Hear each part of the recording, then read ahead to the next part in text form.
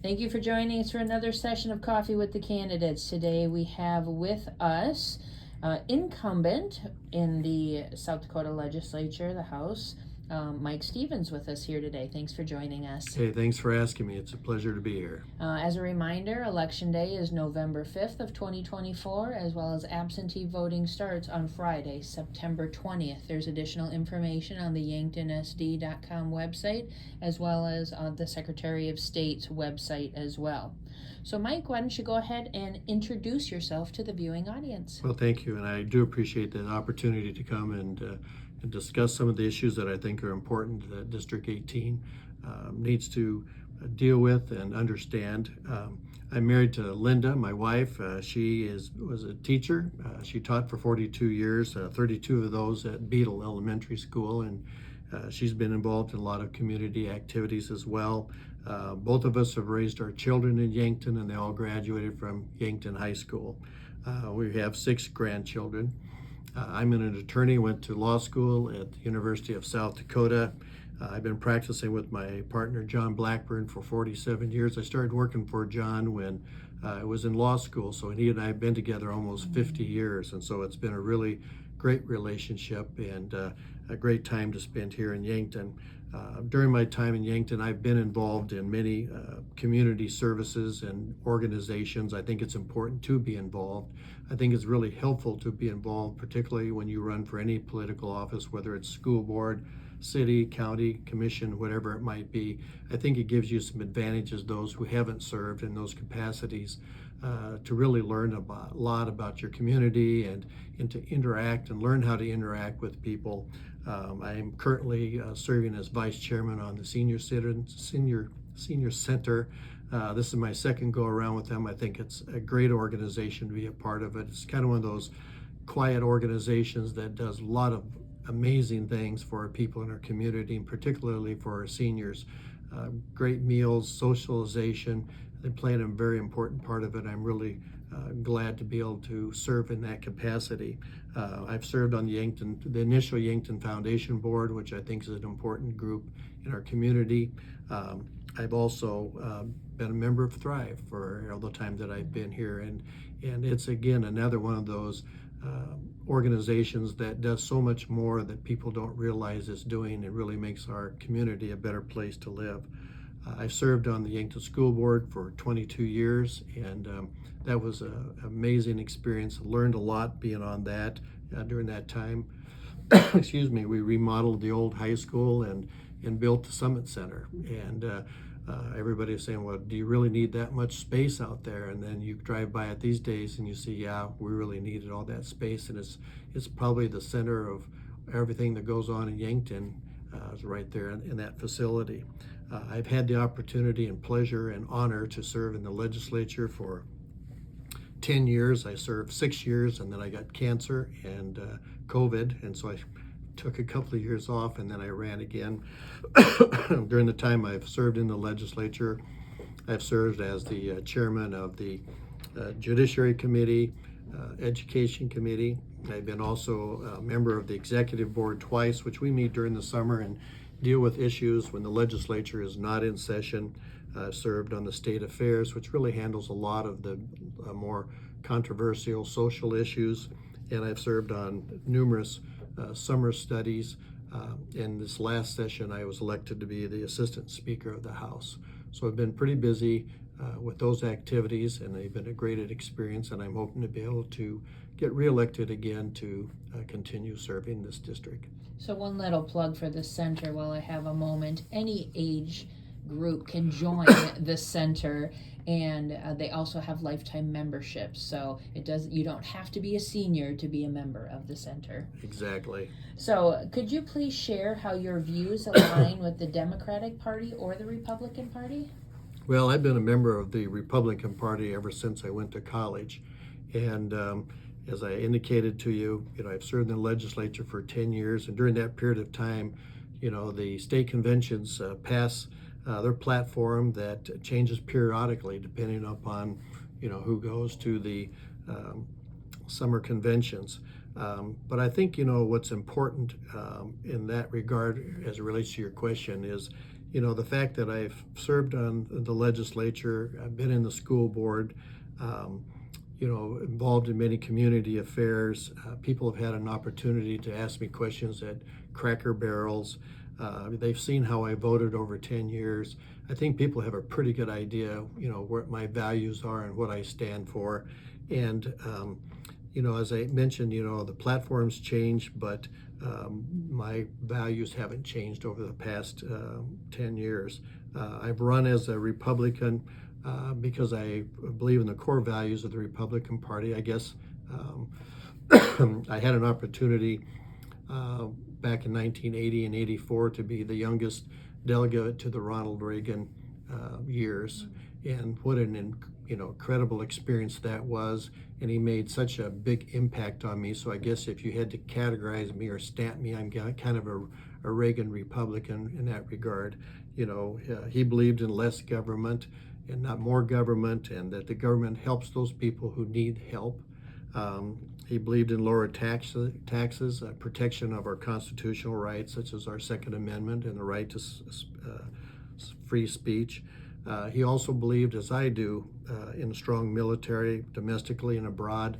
I've had two father-in-laws. They both were serving overseas in the military, and one of them was a POW, so I have a real soft spot in my heart for our military, and I think we have an obligation as a nature to provide the services that they need for those who, served in the military and really put everything on the line.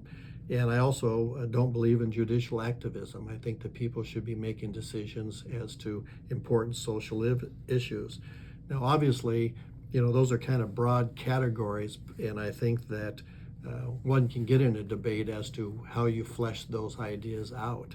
But certainly, I think the Republican Party is one large enough where we should be able to have differences of opinions, and they can be legitimate differences of opinion. I've certainly learned that serving in the legislature when we have different issues come up. People I very much respect who have a very principled life, and but I think President Reagan really put it in perspective, and I agree with this when he says, the person who votes with you 80% of the time is your friend and your ally. They're not a 20% traitor. And sometimes I think that's been lost over the last few years, that if you don't agree 100% of what I believe, then for some reason you're not a good Republican or you're not conservative enough, and I quite frankly don't believe that. And I think it's real important too that when you get elected, you're elected to represent all of District 18, not just a few people, but all District 18, and you need to be able to take people's input as what their feelings are when you're making decisions. And clearly, I'm guided by the principles of the Republican Party, but I'm also been elected by all the people in District 18. A few years ago, I had an instance where there was a issue that came up where an individual said, well, really, Mike, you really know a lot more about this than your constituents do, and this is how you should vote. And I looked at him and I looked at my badge that was on my chest here that says representative, and I pointed to him. I said, that's how I got elected, to be a representative, in which that individual really didn't like that kind of approach. But I do think that one has to go in there realizing that not every email or letter that you get represents the majority people in your district.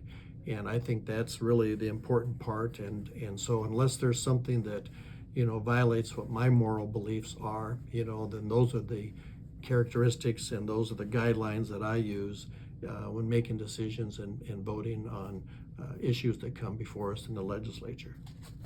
So with South Dakota being a state that is funded primarily on property tax and sales tax, how do we continue to raise enough money for our state government to run effectively and create a prosperous environment for development? I think there are three major areas that I would concentrate on. And first of all, one that overshadows everything is I don't think you raise taxes. I don't think that's how you do that.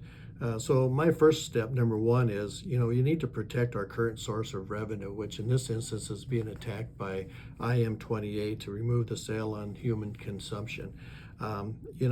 People have to remember that it's just not the citizens of South Dakota that's paying this tax. It's the people coming from out of state that's paying this tax. So you're really giving them a tax benefit that, quite frankly, does us no good. This measure, would cause irresponsible funding to our governmental functions that we handle not only on the state but county and state level. It's the bill is the way it's written prevents South Dakota from collecting sales tax on anything from human consumption except for alcohol and prepared food. And this would cut approximately almost 47% of our revenue, or over $646 million that we have to provide those essential services for the state of South Dakota. The part that I think really bothers me at this most is, where would you have to cut if you have to cut it? Well, what you do is you'd be cutting things that hurt our children, our patients, our disabled, and our seniors. And you say, well, why is that? Well, 80% of our expenditures budget goes to education and human services. Another issue that I think is real important is that, the concept or the definition of human consumption is so broad that it includes things that should not be included at all. And it's really across the board, and then there's very limited things that are left that you can't tax in that regard. Another issue that I think people don't really realize is that when, the impact it would have on our cities and counties, and they're all struggling right now as it is, and particularly the counties from that standpoint. And the proponents say, well, the cities and the counties can continue to tax, but that's contrary to what our Constitution says, which indicates that cities and counties are prohibited from taxing anything that the state doesn't tax. Well, if we can't tax it, neither can they. So then what does get us impacted if the cities and counties don't have this revenue, or even the state? Well, our roads, our law enforcement, our pools, our parks, all those essential services are going to get cut back. And so it's really a dangerous thing. And really what it almost appears to be is that the proponents are just trying to backdoor us into getting an income tax. And I think our people of South Dakota have already made it very clear that we don't want a tax, income tax, and quite frankly, from my position, I don't think that we need that. Ironically, a lot of the people who are supporting that saying, well, we got a lot of pork in this budget, we got to cut this budget. But what I found is interesting, and every time I talk to these people about it, then I say, okay, where are you going to cut it? Who's going to get hurt? What are you going to eliminate? Who's going to suffer by these cuts? And at no time has anybody ever been specific as to how to do it. They always talk about it in generalized terms. And I think that's a falsity that really needs to be called out. And another thing that I think people don't realize is that, through the administration of Governor Dugard and Lieutenant Michaels, the state was able to get a AAA rating, which may not seem like, or maybe not sound like a big deal, but it is a huge deal. If our budget is cut by $646 million, you can be guaranteed we will lose our AAA rating. So what's so important with the AAA rating? That allows our state, our counties, our cities, if they have to bond, to get really favorable rates. And there are very few states in the United States that have a AAA rating. And this would certainly jeopardize that. The second thing that I think we need to do is we need to continue with our economic developments in this state. Recently I heard a person say, all the people ever talk about, these politicians, is economic development. I'm sick of hearing about economic development, but this is also the same person who's complaining that their taxes are too high. And unfortunately, this person doesn't realize how necessary economic development is, and the reason that their taxes aren't higher. Economic development is what keeps our taxes down. It keeps providing good jobs and good paying jobs that encourages our children to stay in their communities. And what have we been talking about in all this relationship? Because everything is all intertwined. How do we get more people to stay in South Dakota? How do we get people to get our kids to stay here?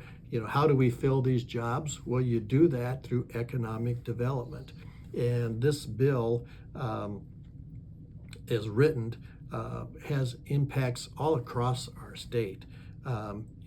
many years ago, and it's been a long time ago, but the state entered into a settlement with the tobacco companies as it relates to us getting so much money. And this bill, the way it's written, could very well jeopardize the millions of dollars that we get to use in order to help prevent people from smoking and health relations. And finally, I think it's really important that even the Attorney General has stated that this initiative is written so poorly that it's going to require judicial or legislative clarification of the measure to even find out how it'd be impacted. So it's a very poorly written initiative, I should say. The third step, I think, is we will continue to remove unnecessary rules and regulations that hinder economic developments. And we've been passing laws to help investment in it. For example, last year or the year before, I was the only House member from District 18 to vote for legislation that approved $200 million that be used in our state to help alleviate the housing shortage. I think we have to continue to do those type of things. Just yesterday, I attended the ribbon cutting for the Manitou investment in Yankton, another manufacturing that's just an essential part of our community. And that's through the Governor's Office of Economic Development. And oftentimes we don't see what the Governor's Office of Economic Development is doing unless it's dealing with our community. But this is happening all through the state. Manitou had another one up around Madison. And so those are the kind of things that it's important. So, you have to constantly whittle away. There's no grand slam that you can do something. Things are always in the constant flux, and we have to be ready to do that. But I think we have to be progressive as we're looking to doing economic development matters. And there's other things in the agriculture industry that economic development has done that we can talk about a little bit later too. But I think we are making progress. And as the governor likes to say, South Dakota is open for business, and we certainly are, and we're very pro-business in that regard. They look at us from the standpoint we don't have an income tax, and that's very attractive to many places. And so we'll continue to do those kind of things, and I think that's how we do it. But you can't cut your throat with IM28 and then think how you're going to replace that amount of money. And so I think that's how we look at it. So it's clear that a lot of the measures that are on the ballot this year are very complicated, and there is information on the Secretary of State's website, and we will have a link on the Yankton Thrive website as well, where there are documents that lay out the pros and the cons from each side to become educated on those issues. But from the viewing audience, please reach out to people if you need some clarification, because it can be complex and confusing when you're reading materials sent to you or you see advertisements on the television. So go to those people that you trust and try and get clarification on that to see both sides of an issue so you can make educated choices when you're at the ballot box. So, what are your views on funding of public education in South Dakota, and what will help our kids be prepared for post-high school options? Well, obviously, being on the school board for 22 years, this is really one of my big issues, and I'm very supportive of public schools. Our Constitution in South Dakota requires us to provide a free education for K through 12, and we've been doing that, and I think we've been doing that for many years, but we're not required, and nor do I support vouchers to be used by parents to send their children wherever they so desire. We have a great educational system in South Dakota, but yet it continues to be underfunded, and that's something that we need to do a better job at, and I think we have taken some measures in which to address that. Our kids are able to go to schools all across the nation and do really well. And so one can criticize our school system, but our school systems takes all kids. We don't get to pick and choose who comes to our public education. We take all kids regardless of where they're at academically, socially, whatever it might be. And so I think that we do a really good job, but we cannot afford a voucher system.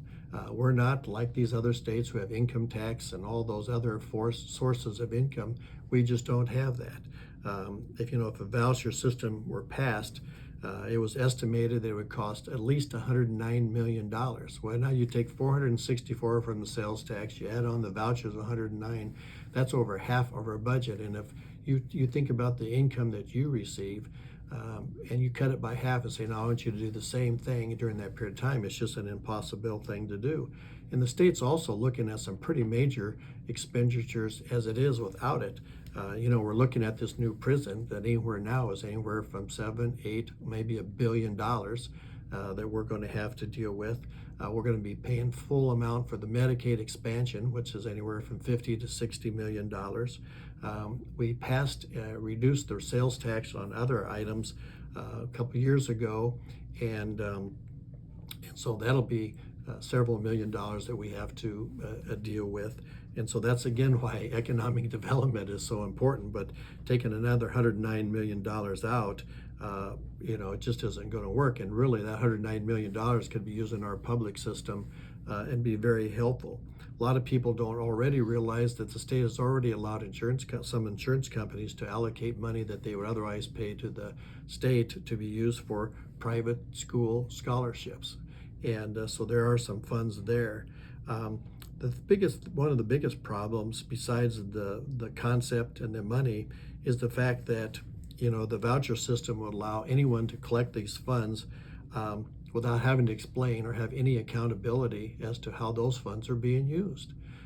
For example, and I'm not against homeschoolers, I think people have that option to do that, but if the funds are turned over to the homeschool, there's no accountability as to the curriculum, there's no testing that has to be done, whereas the public school kids who get criticized frequently, they have all this accountability, tests that they have to take, hours that they have to be in school.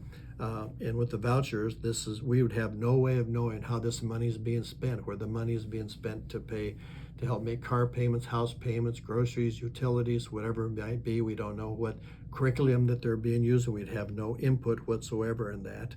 And so, I think it's one of those things where, if a person wants to homeschool or do something different, that is fine. That's their right to do that. But it's like life. When you make decisions, there are consequences, and you know what those consequences are before you make that decision. So it's no surprise. An individual, when I was talking to them about it, he gave this example, so it's not my ingenuity that came up to it. They said, but the city, as an example, the city has provided tennis courts for everyone to use for free. But if you want a tennis court in your own backyard, or if you want to be a member of a country club to use their tennis court, then you should have to pay for it, not the taxpayers. And from the standpoint of our public education, we've got great universities, and you see how much that they're doing, the professionals that are providing our communities with our physicians and counselors and attorneys and all those type of things. And our vocational schools are the best in the nation by far. And those kids who are coming out of our K through 12 are easily able to fit into any school. We've got kids who are going to universities all across this nation. One of my clients' son is a freshman at Johns Hopkins in Baltimore. They're just all over. And so I think we're doing really well, but we can't be reducing the funding for our public schools through a voucher system. Property rights have been a big topic in the past few years. Please explain your views on property rights. Well, I believe in property rights. However, with all of our constitutional rights, they're not absolute. I mean, we don't have an absolute right of freedom of speech. I mean, there are things that they're outside those bounds.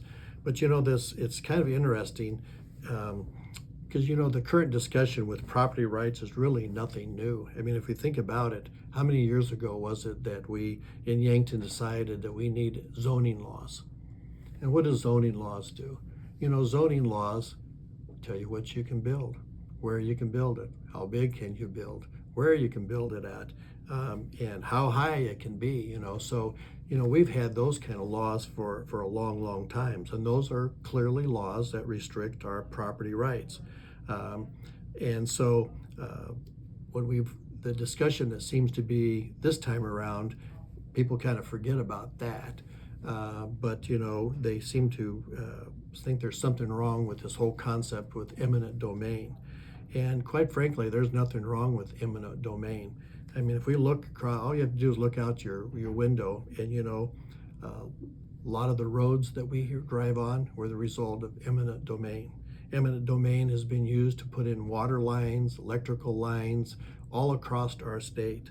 There are jails, courthouses, fire stations, EMT buildings that's, at sometimes were used to build.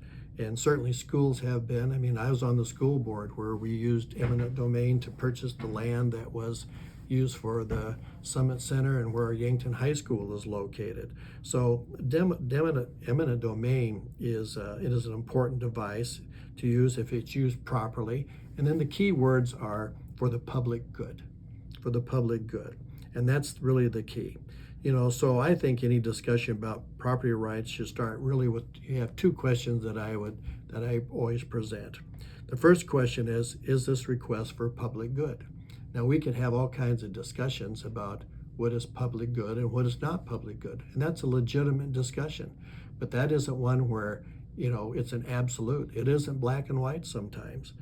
And so if you say, well, yes, this could be that, then the second question that I ask is this: well, how large of an area has to benefit for the project to be considered within the realm of being a public good?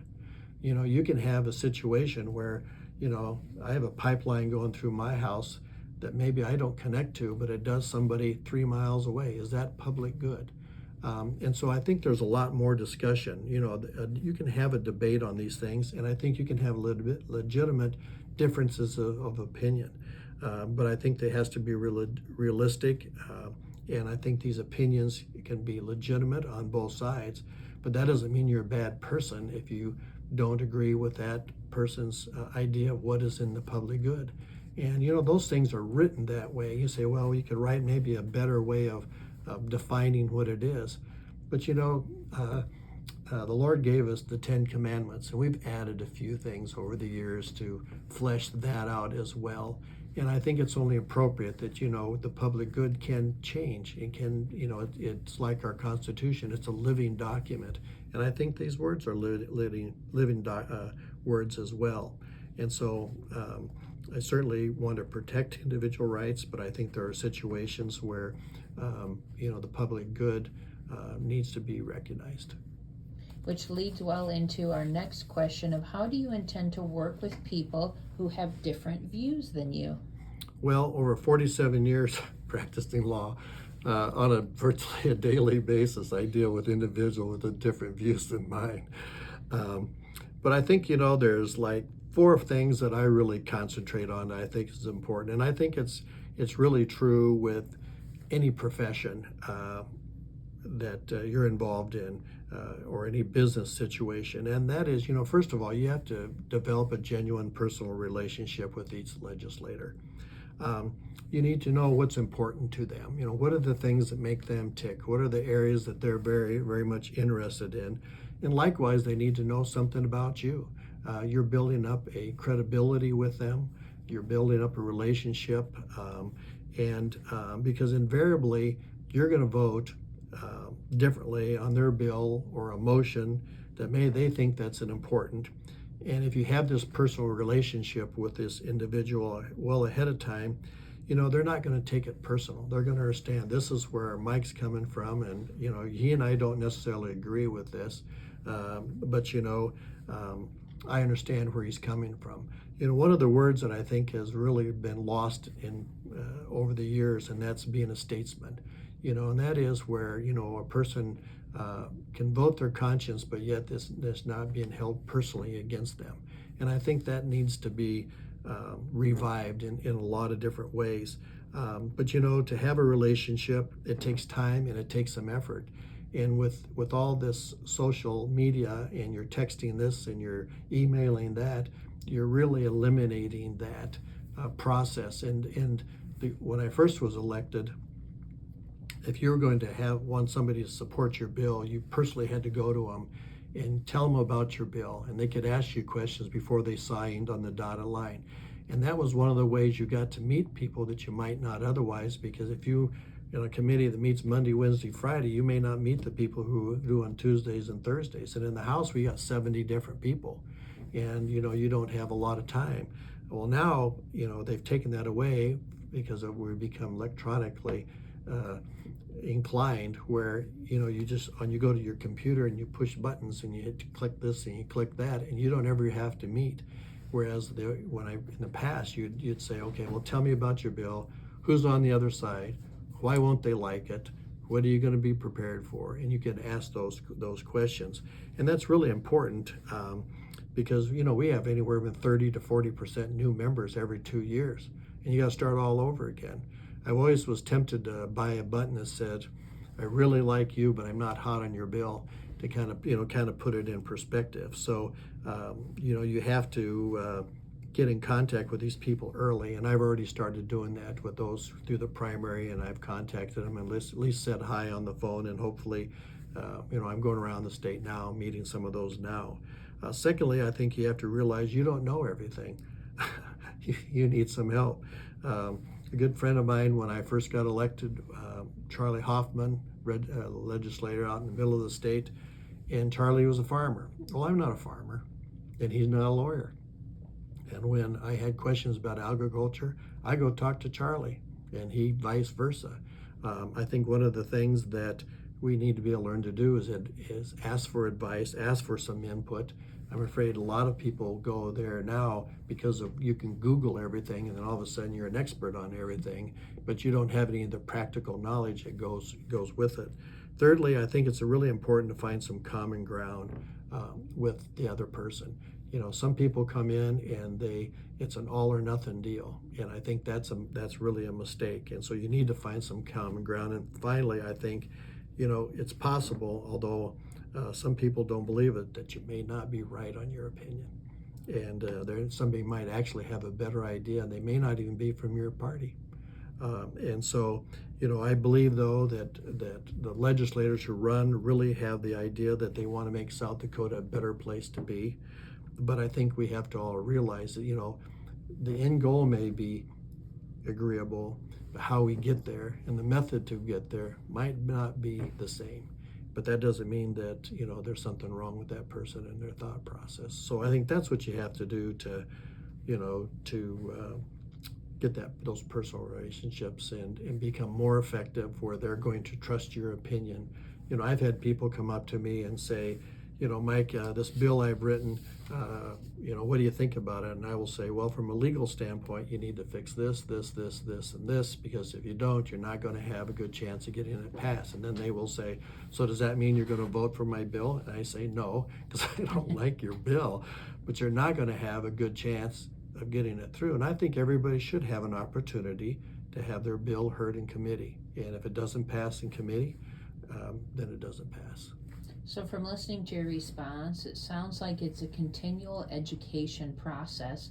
No matter what the bill is, no matter what you think you have for a foundation, there's always an opportunity to learn. Yes, and I think there's always an opportunity to make their bill and your bill better.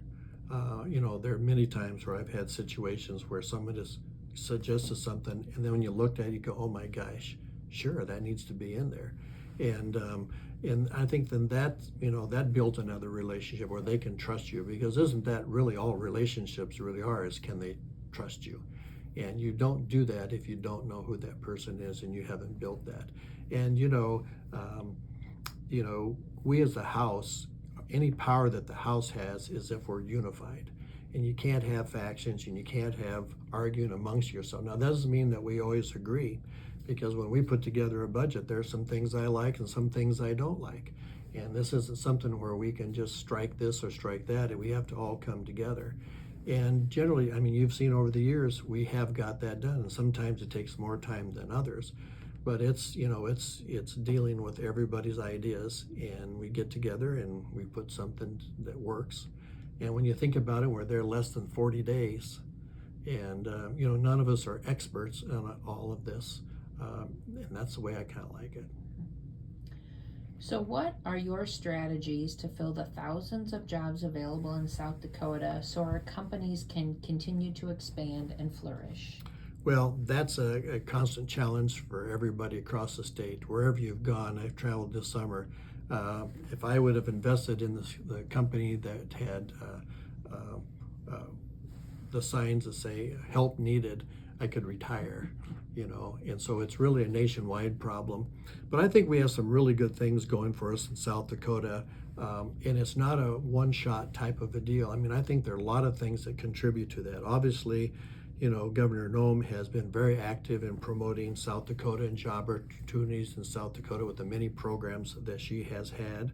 Legislatively, this last year, we passed several compacts that make it easier for professionals to come into our state and work. And I think that's really, really important to have those opportunities. I was the only House member for our district to vote for those compacts, which allows these professionals, doctors, counselors, similar healthcare professions to practice in our state. And why is that so important? It's really important for our rural communities, I think, to be able to attract those people and even our state as well. And so, legislatively, we can do those kind of things.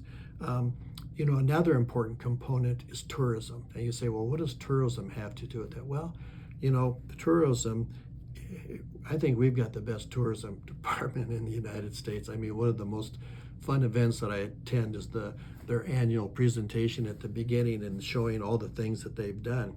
But tourism brings a lot of business into our state, it brings a lot of sales tax in it. But even more important than that, people come and check South Dakota out.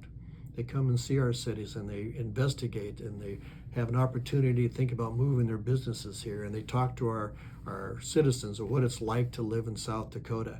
And people that stay, they move because of this first time they've had an opportunity to come and visit our state. Another element, because it's all one big piece, it's almost big puzzle that we're doing this, is our educational system is incredible. We've talked earlier about our K through 12, but our universities, because of their expertise and the things that we offer, students come, and there's a large percentage of those students, when they come here, they stay, and that's particularly true when you're dealing with vocational schools. We literally have the best vocational school in the United States. You get to nominate 2, and if we could nominate 4, they'd all be in the top 10. And those kids come in here, they know when they come to South Dakota, the price is right.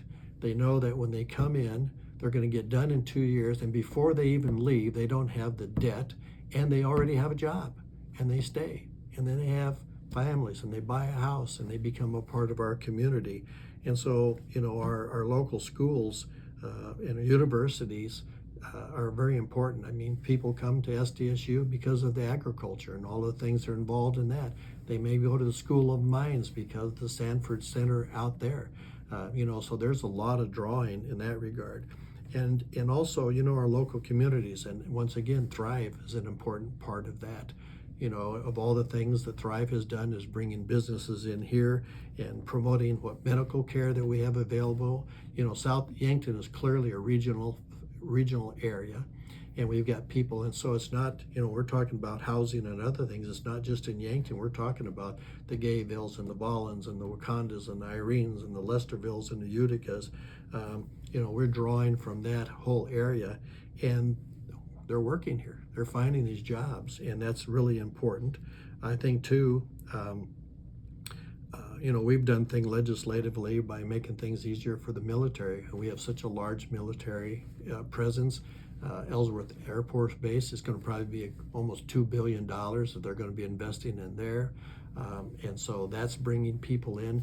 And how many times have you been out to Rapid City, you met somebody, and where are you from? Well, I was in the military and I retired. Well, where are they retiring? They're retiring in Rapid City and Hill City and some of those areas. And so that does that. And so we made it easier for the military families who come to bring their licenses and be able to work there. And of course, I think our standard of living and low crime rate, and of course, our call for personal freedom is very attractive to a lot of people.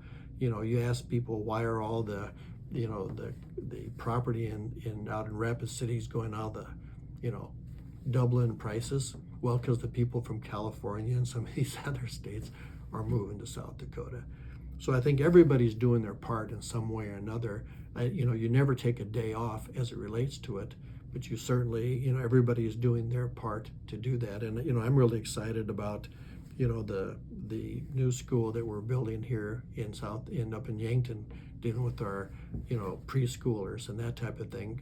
We are the only one in the state that's doing that, and everybody's pretty jealous of that.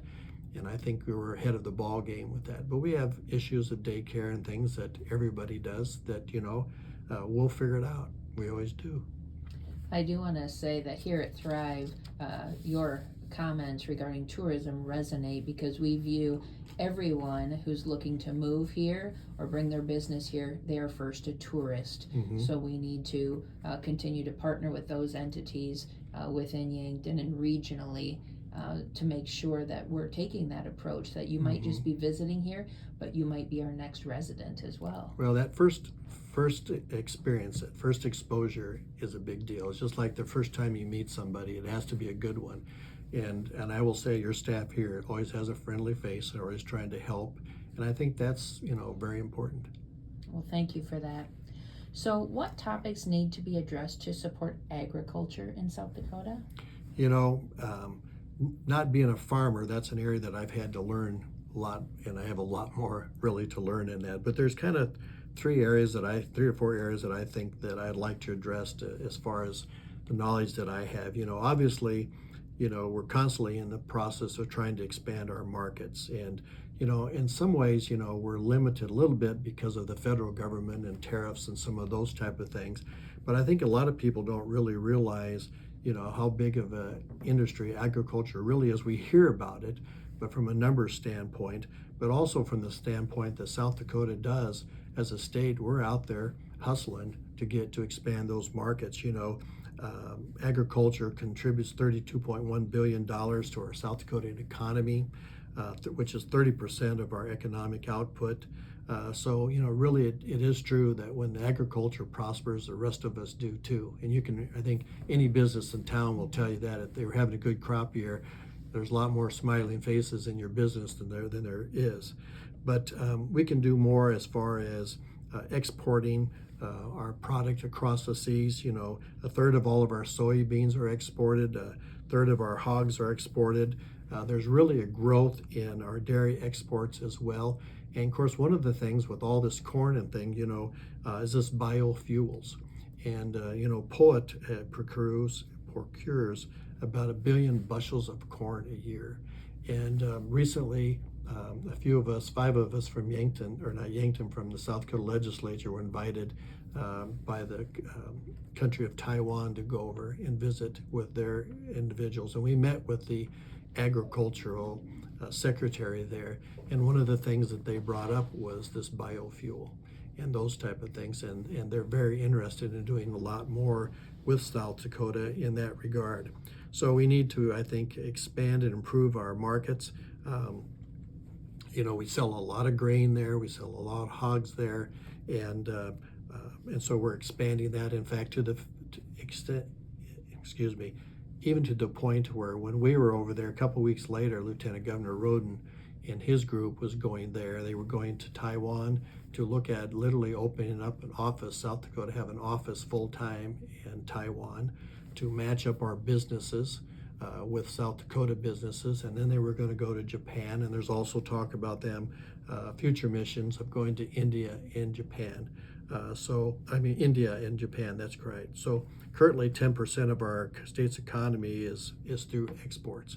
So we need to be concentrating that. We don't just rely upon what the Secretary of State or the National Department of Agriculture is doing. We're out there hustling as it is.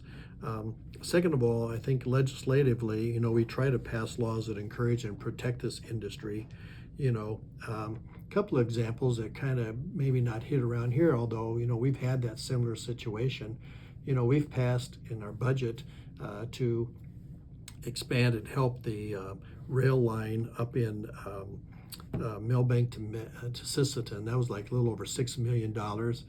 During my first session, we did the same thing around Kennebec. We added some miles there. And what does that do? Well, it makes it easier for our farmers quickly to get their product to an elevator, which saves them money.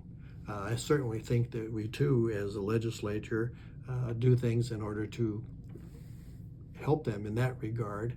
And so whatever legislation we can do, that's what we try to do. Obviously, as I said, from an economic development standpoint, the governor's been pretty active in that regard.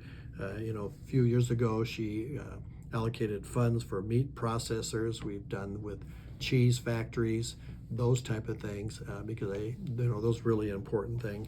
And then, another thing that I think that people don't really understand too is, what a value SDSU is to our agricultural community and all of the different parts that they play as far as research is concerned, the millions of grants that come through that they're doing there, and then all the other parts that our kids are learning. And they've really expanded to, farming just isn't being out in the field anymore. You got agronomists, you have all this technology you're using with equipment where, they literally can bring their equipment across and the computer identifies if this is a weed or not a weed and spray it or it doesn't need spread. The jobs from the economy from agriculture have just exploded, and SDSU is one of those leaders in that regard, and countries all over the world are sending their students there. And so those are the kind of things that I think that we're doing and continue to do to support agriculture in South Dakota. And for the viewing audience, if you are someone who wants to learn more about the international trade, maybe for a business that you're a part of, Luke Lindberg at South Dakota Trade is a new organization that had started up last year, and we at Yankton Thrive would be happy to make an introduction for you on that. Mike, if you are elected, how will you prepare for the 2025 legislative session? And how do you want to receive input from the voters of District 18?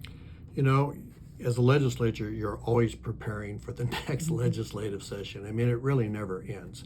You get done with the last session and you already have ideas of what you need to do. Maybe a bill that didn't go so well and you need to fix it, or you need to do some more research in that regard. As we talked about earlier, you're meeting the different candidates that are running. And then people come to you that maybe something happened in the legislature that sparked something that they were interested in, and so they contact you. And so you're always preparing. One of the things I try to consciously do, it's something that my wife Linda told me right when I first got elected. She said, Mike, God gave you one mouth and two ears. And so I try to do more listening than talking during this period of time. But I make myself available, and I'm not hard to find, obviously. But I attend all the community events in our district that I can. I literally have a calendar. I go through the paper and say, what's going on here, here, so I can make myself available. It isn't because I'm there to try to, just get votes. It's an opportunity to meet people and hear what they have to say. So I attend all those, those type of things, the football games, the volleyball games. My favorite time of the year is the soup kitchens. I just love the soup kitchens.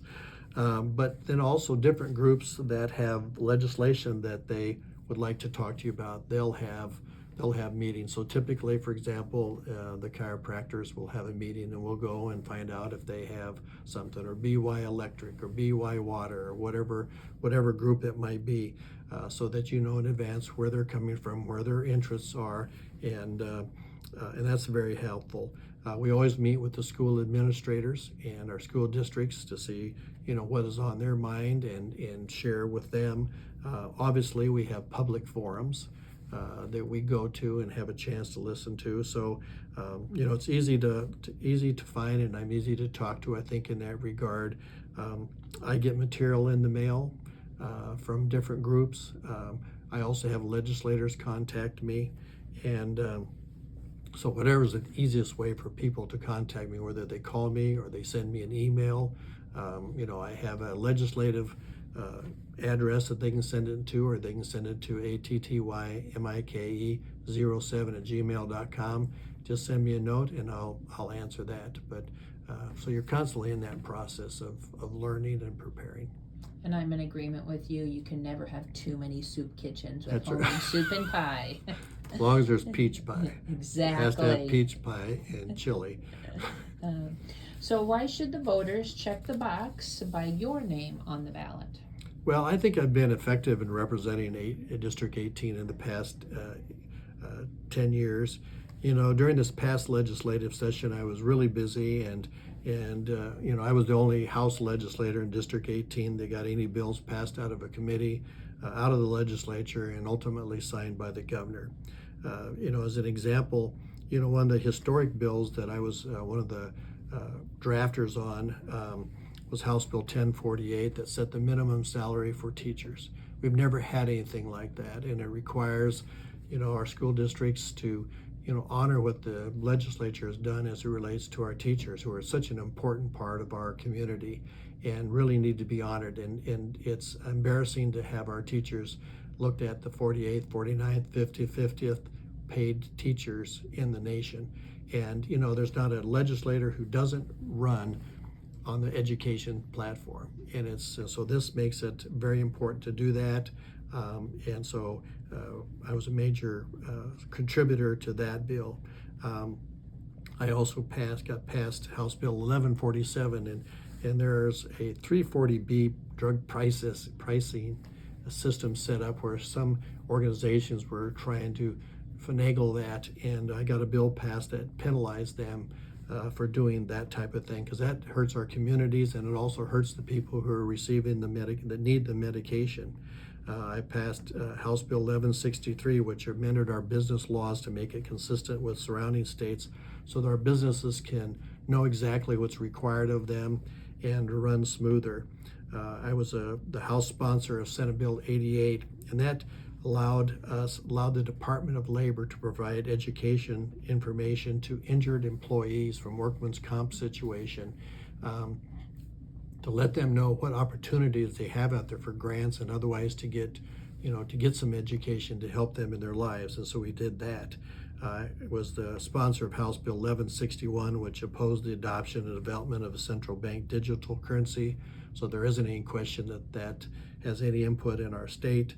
I was passed House Bill 85, which really updated our quiet title laws and bring them up to snuff. They hadn't been revised for 60, 70 years, and it really was slowing that process down.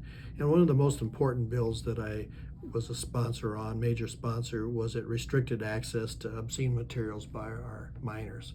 So I was involved in a lot of those things. And of course, you get to be a co-sponsor on many other bills, which I was. But from a legislative standpoint, I'm currently the Assistant Speaker of the House. So our group and our leadership met with the governor frequently, at least once a week. And so you have an opportunity to talk to the governor and give some input on things that are going on. I also have served on the executive board and summer studies, chairman of education and judiciary committees over the years. And so I think it's important to have experience to get things done. That doesn't mean that you're old and you've got old ideas, but every time you get a different experience, that allows you to have more input and a little more credibility, I think, in trying to get some things done. And this year it'll be different with Senator Hunhofer not around, and our district and the state will miss her immeasurably. I don't think people realize what a state asset that she really was. But with her not being around, and I hope some way we can continue to use her expertise, but I'll be the only legislator in District 18 with, I'll have the most experience by 10 years. And I think that is important as far as our district is concerned in getting things done. So are there any topics we did not cover today that you would like to share your thoughts on with the viewing audience? Well, there's always areas that we need, to work on, and there's always areas that are brought up every year. Of course, property taxes is always an issue, but a couple of things that that I would like to highlight that we need to work on is our juvenile justice. I think that's a big thing, particularly for our counties. I mean, it's become a major issue from a budgetary standpoint. Whenever we have kids that have to go to the detention center in Sioux Falls, you're basically talking about 2 days, $500 a day, and that adds up big time. And there's got to be ways where we can deal with that better. When I first started practicing law, every now and then have a juvenile come up there. Well, now there are a lot of juvenile cases up there, and there's a lot of reasons for that, why that is happening. But that's a major area that's impacting our communities. From a school standpoint, lots of schools are having issues with truancy, and part of the problem with truancy is, quite frankly, is that when these kids are not coming to school, then the state's attorney can bring an action to hold the parents accountable for their kids not going to school. Well, sometimes those kids are not going to school because they're teenagers and they just refuse to go, and sometimes it's because for the younger kids, the parents are just not getting there. So when they're brought before the court, then what they do is they sign the papers that they're going to homeschool their children, and then that becomes a problem. And then eventually they come back to the school system, and if they have not been educated properly, like the good homeschoolers do, then the school districts have to deal with that to try to catch those kids up. And so that isn't good for our community. That's not good for our kids. And so there's some areas there that I've been on different committees that, everybody's trying to figure those issues out. But on a high note, because I want to leave on a high note from that standpoint, I do want to credit our school systems and the Trailhead Learning Center that we've got coming up, our K through 12s in our district. All of our schools in our district are doing a tremendous job. I've talked about our universities. People are coming to South Dakota. They're not leaving South Dakota. People are coming to South Dakota, and I think there's a reason for that, and I think that's our lifestyle. And so, I think it's a great place to live and to raise our family, and Linda and I have done that. I'd be very honored to represent District 18 and would like the opportunity to do that again. And then when you go to the voting box, all you got to remember is I like Mike. Well, Mike, thank you very much for joining us here today. And as a reminder, Mike is running for the House of Representatives for District 18. The other Republican on the ballot is Julie Auk, and Democrats on the ballot are Paul Harns and Sarah Mechtenberg. So thank you very much again. Hey, thanks a million.